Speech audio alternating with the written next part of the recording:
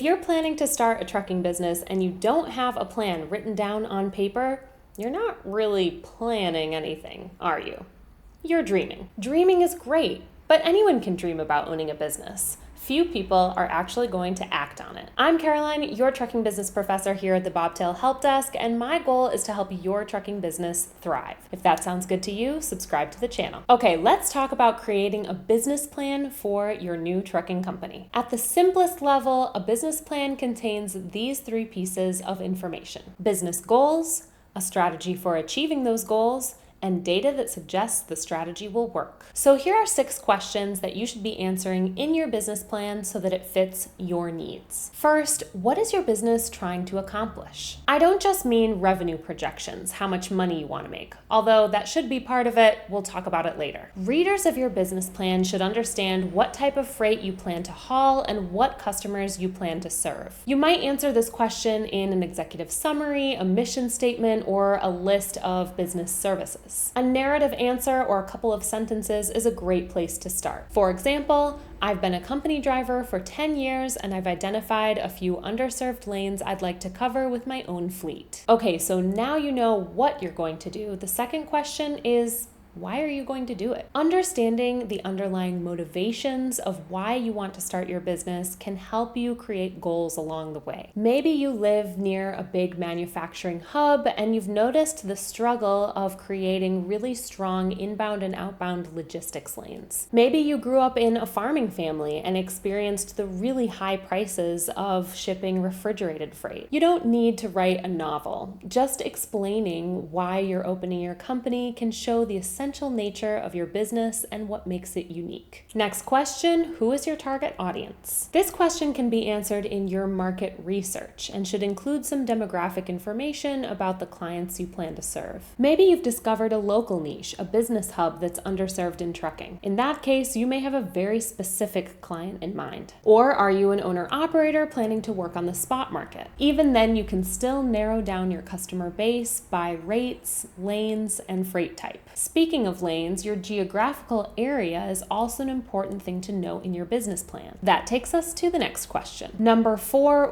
where are the markets that you're going to serve? Maybe you hope to stay within a certain area, like a few miles outside of a certain city. Support your choices with market information about those geographical areas or regions, including information about customers and competitors. Next, what milestones will you accomplish on your way to meeting your goals? Your financial section should include data from previous businesses you've run or the first couple of months of business and future projections. You might break down your revenue goals by year, quarter, or month. And don't forget to consider the seasonality of trucking and other business cycles. Check out our video on the cycles of the trucking industry for more information on this. You also might have a specific project timeline with different things you need to accomplish by certain dates over the first year. And finally, number 6, how are you going to make all of this happen? What's your operational plan? Side note, this is going to be by far the longest part of the business plan. So let's break down that big question into some smaller pieces. What kind of equipment do you need? Where will you buy it?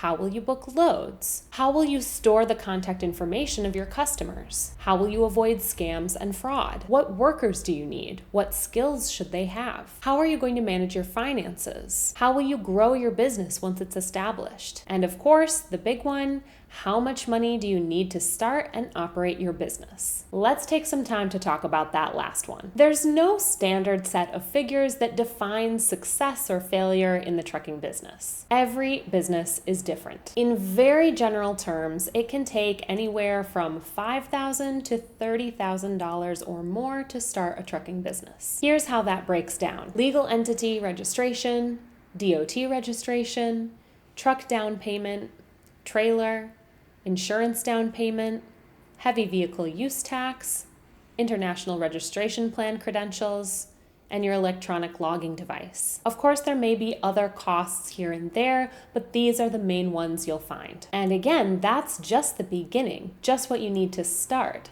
How much do you need to keep your business running? Most carriers do well with a monthly revenue target of about $22,500 per truck. That translates to running that truck 10,000 miles at an average of $225 per mile. Based on this per mile rate, owner-operators can cover their costs with about 4,000 miles per month. With the added expense of driver pay, company trucks typically need to run 7,000 miles to break even. That means an owner-operator running 10,000 miles at an average of $225 per mile is taking home a profit of about $13,500 per month. Company trucks meeting the same goal earn less in profit, but they then add more trucks and generate more profit through scale. Now, notice how I'm using terms like usually, generally, and average a lot. That's because these numbers will not reflect what you actually take home, especially in those first few months of business. They'll also go up and down depending on market conditions. In reality, $225 per mile in today's market as of early September 2023 for a dry van seems almost overly optimistic. Flatbeds and reefers bring more on average, but also can require additional costs and labor. I'm really only giving you these numbers so that if you're running your own numbers and you come out with half of this or double this, it probably means that you have to go back and take another look at your plan and do a little more research to make sure those numbers are right. So just keep that in mind when I'm quoting any real numbers. Finally, let's take a look at how many miles per month you should target for a healthy profit margin. Owner-operators typically do pretty well if they're running 10 to 12,000 miles per month. That breaks down to about 500 to 600 miles per shift, assuming a 5-day work week and 20 work days in the month. Again, this calculation also assumes an average rate of $225 per mile. But remember that profit margin is not the only financial metric that you should be paying attention to when you're in the thick of running your business. Cash flow is also hugely important. It determines how much cash you have on hand to pay your expenses. And if you ask me the best way to manage your cash flow,